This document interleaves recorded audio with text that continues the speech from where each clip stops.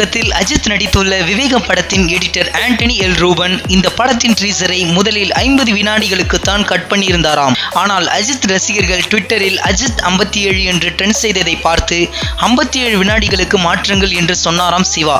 அதன் பிறகு சில சீன்களை சேர்த்து 57 வினாடிகளாக மாற்றியிருக்கிறார்.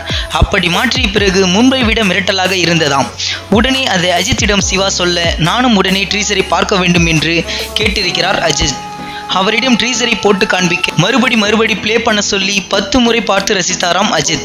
அத்துடன் ட்ரீசரை கட் பண்ண எடிட்டர் ரூபனை கட்டிப்பிடித்து பாராட்டியிருக்கிறார். இந்த வீடியோ பிடிச்சிருந்தா லைக் பண்ணுங்க. விவேகம் படத்தை பத்தின கருத்துக்களை கமெண்ட்ல போஸ்ட் பண்ணுங்க. மேலும் இது போன்ற பல சுவாரஸ்யமான தகவல்களுக்கு சினிமா நியூஸ் அப்டேட்ஸை மறக்காம சப்ஸ்கிரைப் பண்ணுங்க.